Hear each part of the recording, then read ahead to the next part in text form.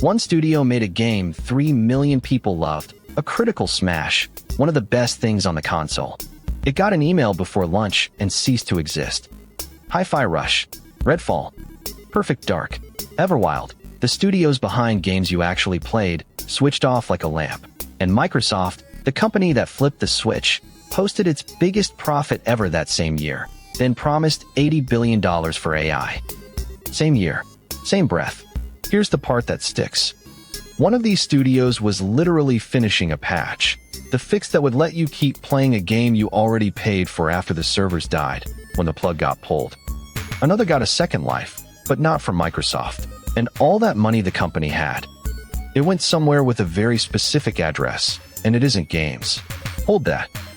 Real quick, I'm Kai. This is the Loot Desk, where I read the fine print big publishers hope you scroll right past. Found this one and couldn't sit on it. Subscribe if that's your thing. Now, 5 studios, 1 address for all that money. Let's start the count. First, the board. Microsoft bought Bethesda, then dropped $68.7 billion on Activision, and owned every one of these studios outright. If you pay for Game Pass, these were the teams stocking the library you rent each month. Then, May 7th, 2024, 4 of them gone in a single morning. An email before lunch. Arcane Austin, Tango, Alpha Dog, Roundhouse. Xbox boss Matt Booty called it prioritizing high-impact titles. Let's count them down. Number 5, the 2 nobody mourned. Alpha Dog made Mighty Doom, pocket-sized Doom you actually played on your phone. Switched off. Roundhouse never really stood on its own before it got folded into another team and erased. No farewell trailer, no send-off, wiped out in the same email as everyone else. That's how routine killing a studio had become, and we're only at number 5. Number 4, Arcane Austin. They made Redfall, a vampire shooter that flopped hard.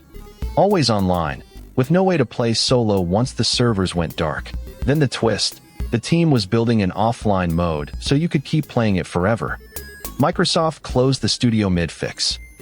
A skeleton crew crawled back months later just to ship that final patch, so the game you paid for wouldn't die with the servers. Number 3, Everwild, a gorgeous fantasy world from Rare. Yes, the Sea of Thieves team. Announced back in 2019, it drifted in and out of development for years and never once showed real gameplay. July 2025, Microsoft killed it. Rare survived, but lost its heart.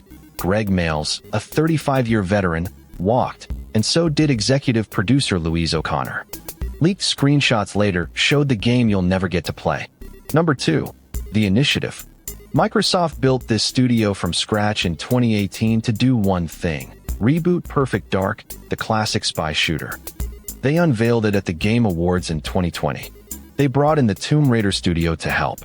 7 years of work. Then, July 2025, Microsoft deleted the game and the studio in a single stroke. 7 years. Not one game shipped. Number 1, and it still makes no sense. Tango Gameworks, founded by Shinji Mikami, the man who created Resident Evil. Before Hi-Fi Rush, this team made The Evil Within and Ghostwire, Tokyo. Then in January 2023, they shadow-dropped Hi-Fi Rush with zero marketing, and it exploded. A critical smash. 3 million players by that August. Microsoft's own marketing head called it a breakout hit. 16 months later, the studio was gone. Here's the ending Microsoft didn't write. August 2024, a rival, Krafton, the South Korean company behind PUBG, bought Tango and the Hi-Fi Rush rights outright. Around 50 of the original 105 staff came back to work. Read that again.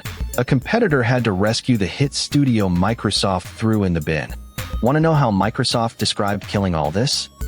In his July 2025 memo, content boss Matt Booty wrote the company would, quote, stop development of Perfect Dark and Everwild, as well as wind down several unannounced projects. Wind down. About 9,000 jobs went that same week. 4% of the entire company, on top of 6,000 already cut in May. The Forza team was reportedly gutted by nearly half. Remember the question: where did the money go? This is the payoff. In January 2025, Microsoft confirmed it would spend about $80 billion in a single year on AI data centers, giant warehouses full of chips that run artificial intelligence. $80 billion, more than 10 times what it paid for all of Bethesda. The studios shrank. The server farms grew, and Microsoft wasn't short on cash. That same year, it posted records everywhere. $281 billion in revenue, over $101 billion in pure profit, Xbox alone at a record $23 billion. And on the very day those 9,000 cuts landed, gaming boss Phil Spencer told staff the roadmap has never looked stronger. 9,000 people. Never looked stronger.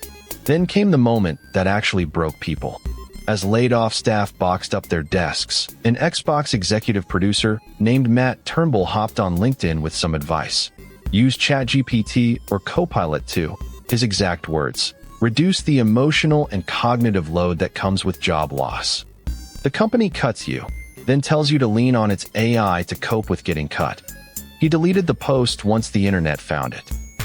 And it's not slowing down. Across all of 2025, Microsoft cut more than 15,000 jobs. Its AI budget for next year keeps climbing, toward $190 billion.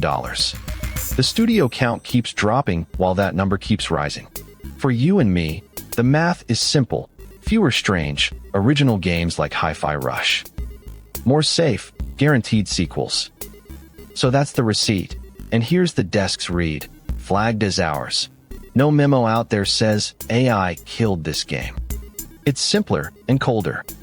Money's a river, and Microsoft turned the valve away from studios making games that might not pay off toward machines it's betting will own the next 10 years.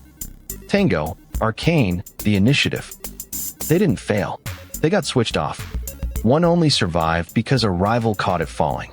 We'll be here, watching which studio the valve shuts off next. If this one helped, a like genuinely helps the desk right back. It's the whole ballgame for a channel this size. Subscribe and you'll get the receipts before the next studio goes dark. Which one's next? We'll be reading the fine print. See you in the next one.